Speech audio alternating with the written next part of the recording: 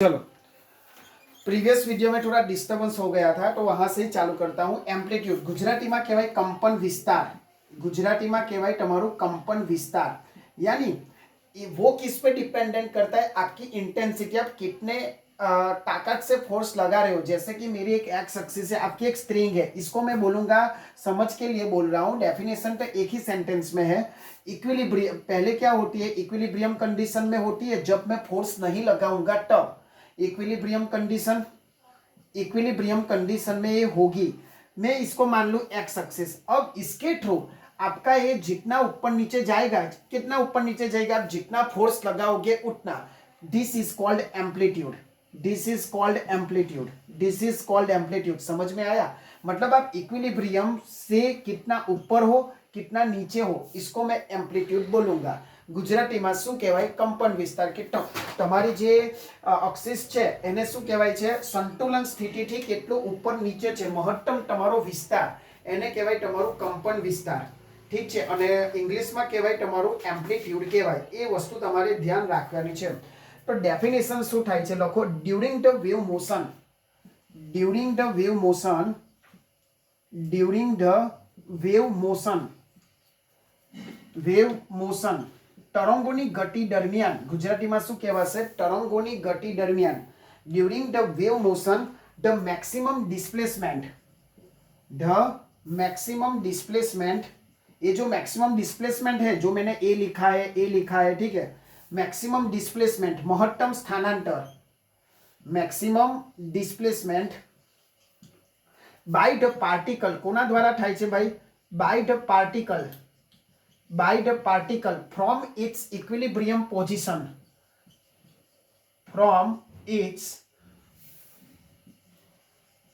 equilibrium position, from its equilibrium position, equilibrium position is called amplitude। समझ में आया amplitude क्या है भाई? ठीक है, समझ में आया आपको क्या है? Maximum displacement by the particle from its. देखो भाई, यहां जो आपके स्ट्रिंग पे पार्टिकल थे वो क्या कर रहे हैं? डिस्प्लेसमेंट कर रहे हैं। गुजराती में શું થશે? તરંગોની ગતિ દરમિયાન, તરંગોની ગતિ દરમિયાન કણોનું, તરંગોની ગતિ દરમિયાન કણોનું તેની સંતુલન સ્થિતિમાંથી થતું, સંતુલન સ્થિતિમાંથી થતું મહત્તમ સ્થાનાંતર। ગુજરાતીમાં શું કહેવાય છે? કણોનું તેની સંતુલન સ્થિતિમાંથી થતું સ્થાનાંતર, એને શું કહેવાય? कंपन विस्तार कहवाय। तो आप ऐसे समझोगे ना फिगर से तो इजी याद रहेगा। बाकी मैं एक सेंटेंस में भी खत्म कर सकता था, वो कुछ भी नहीं है कि during wave position maximum equilibrium position, but इस फिगर को आप याद रखो कि जो आपकी संतुलन इक्विलिब्रियम पोजीशन से ऊपर है वो कितना ऊपर नीचे, जितना ज्यादा एम्पलीट्यूड उतना वो ऊपर ऐसे होगा। ठीक है, तो दिस इज द एम्पलीट्यूड। ठीक है, नेक्स्ट डेफिनेशन है आपकी फ्रीक्वेंसी। गुजराती में कहवाय आवृत्ति। गुजराती में शू कहेवाशे? आवृत्ति।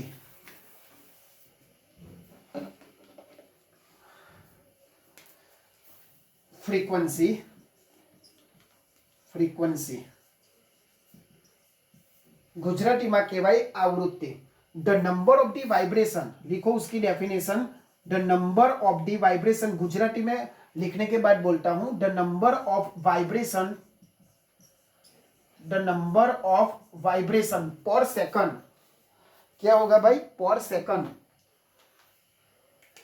पर सेकंड ऑफ एनी पार्टिकल, पर second of any particle, of any particle in the medium, in the medium is called frequency, is called frequency। Unit क्या है भाई? फ्रीक्वेंसी का यूनिट हर्ट्ज। याद रखना भाई, क्योंकि हर्ट्ज नाम के साइंटिस्ट ने डिस्कवर किया था। गुजराती में शू कहेवाशे भाई कि कोईपण कणनो, कोईपण कणोनो एक सेकंड में थती ध्रुजारीने, एक सेकंड में थती ध्रुजारीने ए माध्यमनी आवृत्ति कहेवाय। फरी बोलू छू, कोईपण कणनो एक सेकंड में थती ध्रुजारीने ते मीडियमनो आवृत्ति कहेवाय। તેનો એકમ શું છે? હર્ટ્ઝ, કારણ કે હર્ટ્ઝ નામના વૈજ્ઞાનિકે શોધેલું એટલા માટે. પછી લખો પીરિયોડિક ટાઈમ. ત્રીજી ડેફિનેશન છે આપકી પીરિયોડિક ટાઈમ, આવર્તનીય સમય. गुजराती में शू कहवाय? आवर्तनीय समय, पीरियोडिक टाइम. इसको मैं इंडिकेट करूंगा कैपिटल टी से. फ्रीक्वेंसी का उल्टा कर दो, this is the periodic time. Periodic time Gujarati में शू कहवाशे? आवर्तनीय समय. अब उसकी हम वोटो, इसका फॉर्मूला यही है, T is equal to 1/f. But ऐसा मत लिखना कि it is the reciprocal of frequency, frequency का उल्टा. बट थोड़ा हमें थोड़ा ढंग का लिखना चाहिए ताकि आपकी इंप्रेशन भी अच्छी हो. वॉट एवर टाइम रिक्वायर लिखो उसमें, what ever time require. Gujarati में बाद में बोलता हूं. What ever time require by any particle, मैं ऊपर लिख लूंगा, by any particle, what ever time require, what ever time require by any particle,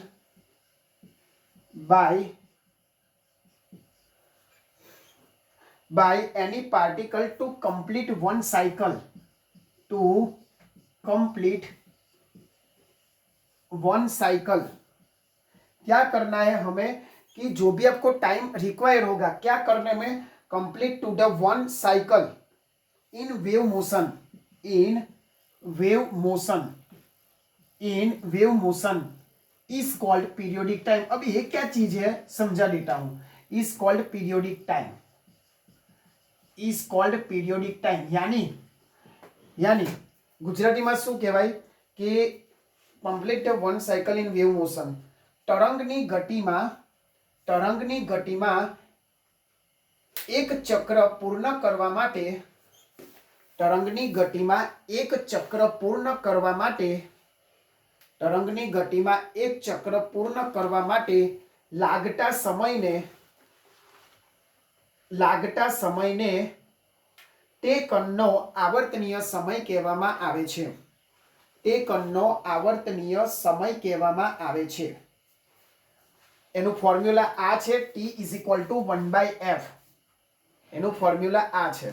હવે આનો મતલબ શું થાય? To complete the one cycle, એક ચક્ર પૂરું કરવું. એટલે ભાઈ આ રીતના જુઓ, આ રીતના તમારું તરંગ છે, અહીંયાથી સ્ટાર્ટ થયું, અહીંયાથી આમ આવ્યું, તો અહીંયાથી પાછું અહીં આવે, મતલબ આ એક અને મતલબ આ એક તમારું શું થયું? चक्र पूर्ण कहवाय. समझ में आया? What is one cycle? यहां से ए जाओ, यहां से ए आओ, यहां तो डी मतलब एक क्रेस्ट एक ट्रू आना चाहिए. दो एम्पलीट्यूड आएगा तब आपका वन साइकिल खत्म होगा. ऐसे भी बोल सकते हो, एक क्रेस्ट आना चाहिए, एक मतलब एक श्रृंग आवવું જોઈએ, एक गर्त आवવું જોઈએ, तो તમારું एक साइकिल पूर्ण कहवाय. समझ में आया? ठीक है. This is the definition of periodic time. Next और इंपोर्टेंट डेफिनेशन, वेवलेंथ. गुजराती में कहवाय तरंग लंबाई. गुजराती में कहवाय तरंग लंबाई. वेवलेंथ. आगे की डेफिनेशन यानी fourth definition, wavelength. Wavelength Gujarati में शू लखशो भाई? तरंग लंबाई. अब जैसे कि उसका नाम है, जैसे कि उसका नाम है लंबाई, लेंथ. लेंथ का यूनिट क्या होता है भाई? लेंथ का यूनिट क्या होता है? मीटर. तो चलो वेवलेंथ यानी तरंग लंबाई लिखो उसमें. इट इज द लेंथ है यानी शू हशे? कोई बे पॉइंट वच्चेनुं अंतर. तो it is the distance between, Gujarati में लिखा रहा हूं बाद में, it is the distance between, it is the distance between, distance between two identical point,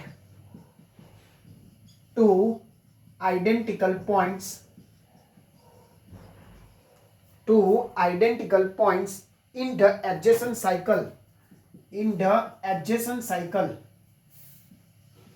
in the adjacent cycle of the wave, adjacent cycle of the wave is called wavelength, is called wavelength, is called wavelength. Gujarati में શું કહેવાશે ભાઈ કે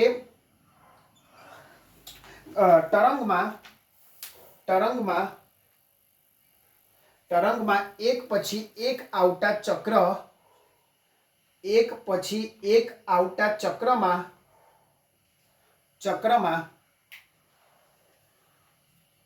અનુક્રમે બે બિંદુ વચ્ચેનું અંતર બે બિંદુઓ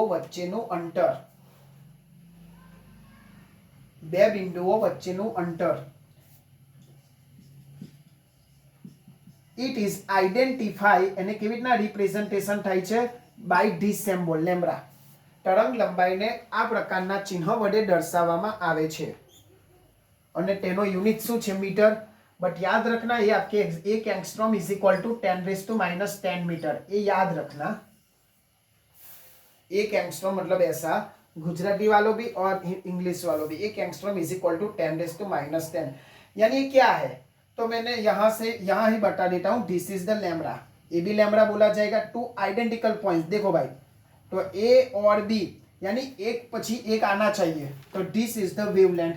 फिर ए बी आपका वेवलेंथ बोला जाएगा. समझ में आया कौन सी वेवलेंथ.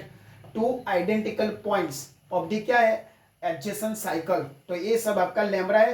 वो हॉरिजेंटल होता है और वर्टिकल क्या होता है एम्पलीट्यूड. याद रखना, हॉरिजेंटल आपका वेवलेंथ होगा और वर्टिकल आपका क्या होगा एम्पलीट्यूड. लास्ट और definition, velocity of the sound wave. Velocity of the sound wave, आपको पता होगा कि एयर में आपकी साउंड की वेलोसिटी कितनी होती है. ठीक है, आपको पता नहीं हो तो होना चाहिए, अभी वो बता ही दूंगा. Velocity of the sound wave, velocity of the sound wave, velocity of sound wave ગુજરાતીમાં શું કહેવાશે? અવાજના તરંગોની ગતિ. અવાજના તરંગોની ગતિ. હવે સિंपल वेलोसिटी किसको बोलूंगा, हमारे 8-9 स्टैंडर्ड में आ गया है. तो velocity is equal to displacement upon time. Displacement upon time इनका सिंपल फॉर्मूला था. किसका? स्पीड का, वेलोसिटी का. Displacement upon time. बस जो हम ऑब्जेक्ट के बारे में बात कर रहे थे, यहां मुझे किसके बारे में बात करना है? वेव के बारे में. बाकी फंडा तो वही क्लियर है कि આપણે 8મા ધોરણમાં શું જોતા હતા? સ્થાનાંતર અપોન સમય. એવું એનું ફોર્મ્યુલા જોતા હતા. પણ એ કોના માટે હતું? ઘન પદાર્થ માટે હતું, કોઈ બસ માટે હતું કે દડા માટે હતું, એ રીતના હતું. अभी हमको क्या करना है, वही कॉन्सेप्ट हमें साउंड वेव के लिए करना है. तो लिखो the distance travel by the sound wave, the distance travel, the distance travel by sound wave, the distance traveled by the sound wave is 1 second, is 1 second, is called velocity of sound, is called velocity of sound, velocity of sound. यानी गुजराती में शू कहेवाय?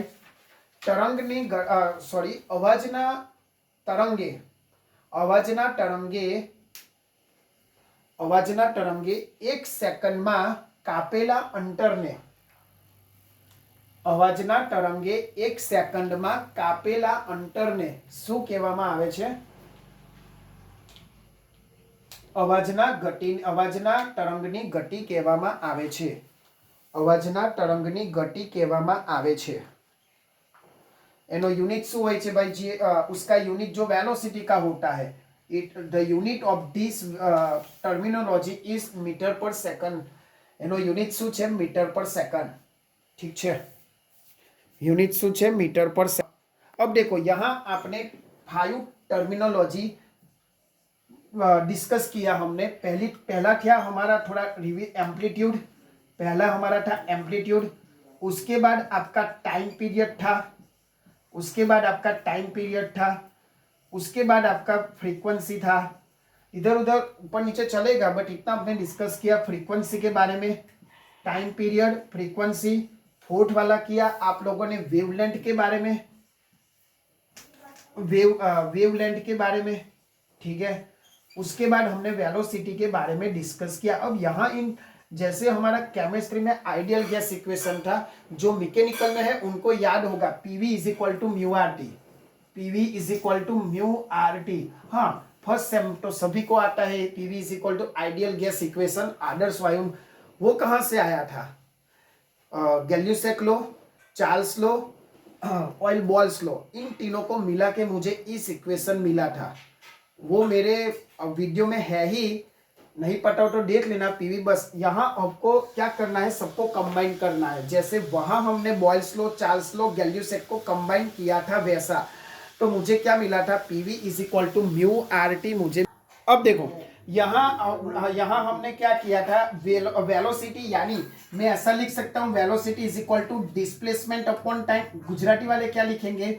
गति is equal to स्थानांतर upon समय। अब ये यहाँ displacement यानी लेंथ के बारे में है, तरंग लंबाई यानी वेवलेंथ वो भी डिस्टेंस है, ये लेंथ वाला भी डिस्टेंस है। और टाइम पीरियड हमने ऑलरेडी डिस्कस किया था कैपिटल टी के बारे में, कैपिटल टी के बारे में। तो मैं क्या लिख सकता हूँ? v is equal to lambda, wavelength यानी लैम्बडा लिख सकता हूँ, यहां से ही मैंने लिया है। और टाइम पीरियड यानी कैपिटल अपॉन कैपिटल टी। और मैंने बोला था टी क्या है? फ्रीक्वेंसी का उल्टा। What is time period? Frequency का उल्टा आप बोल सकते हो, ठीक है। तो यहां मैं क्या लिखूं इसका? स्पीड यानी velocity is equal to lambda 1/f लिख सकता हूं। टाइम पीरियड के जगह मैंने यहाँ जो हमने डिस्कस किया, कुछ नया नहीं लाया भाई, जो भी हमने यहाँ डिस्कस किया था वही यहाँ मैंने लिखा है। तो डिनोमिनेटर का डिनोमिनेटर ऊपर चला जाएगा, यानी क्या आएगा आपका final answer? Velocity is equal to lambda multiply by आपकी फ्रीक्वेंसी, जो आपको सम्स यानी एग्जाम्पल्स में काम लगेगा। इसको ऐसे भी पूछ सकते हैं, relationship between velocity and frequency, ऐसा भी पूछ सकते हैं। વોટ ઇઝ સંબંધ, બે વચ્ચેનો સંબંધ, કોની વચ્ચે? આવૃત્તિ અને ગતિ વચ્ચેનો સંબંધ, એ પણ પૂછી શકે। તરંગ લંબાઈ વચ્ચેનો સંબંધ, કશેથી બી પણ પૂછી શકે, આવડવું જોઈએ। कि आपको ऐसा भी पूछ सकते हैं relation between wavelength and velocity, wavelength and frequency, किसी भी टाइप से आपको पूछ सकते हैं, आना चाहिए। और this is the very important terminology, 2-3 बार लिख लेना तो ही आपको याद हो जाएगा, बिकॉज एग्जाम में सब कंफ्यूजन हो जाएगी किसमें आएगा। एम्पलीट्यूड यानी आपका मैक्सिमम डिस्प्लेसमेंट वाला, टाइम पीरियड यानी वो कितने में अपना जो एक साइकिल है खत्म करेगा, नंबर ऑफ दी वाइब्रेशन वाला, वेवलेंथ यानी डिस्टेंस कवर्ड, लैम्बडा, ठीक है, और वेलोसिटी यानी distance travel into the sound wave, ठीक है। तो ये हुई आपकी पार्ट टर्मिनोलॉजी। और ये डेफिनेशन में नहीं आता, ये आपको एक्स्ट्रा मतलब रिलेशनशिप पूछा जाता है। डिस्प्लेसमेंट की जगह मैंने क्या लिया? वेवलेंथ, क्योंकि दोनों का यूनिट सेम है। टाइम, तो ये रहा आपका टाइम, और 1/t, तो यानी f हो गया, सिंप्लीफिकेशन, ये हुआ आपका फाइनल इक्वेशन, ठीक है। तो एक बार ये सब आप रिवाइज कर लो, जो भी मैंने अभी तक चलवाया वो, ठीक है, उसको 2-3 बार पढ़ लो और सही कॉन्सेंट्रेशन समझ के करो, कॉन्सेप्ट के साथ करो, सिर्फ रट्टा नहीं है, तो ही आपको आएगा, ठीक है। तो अपने दोस्तों तक पहुंचाओ ये सारा वीडियो, ताकि उनको भी समझ में आ जाए। तो हर बार की तरह आप ऐसा काम करो कि दुनिया करना चाहे आपके जैसा। जय हिंद, जय भारत।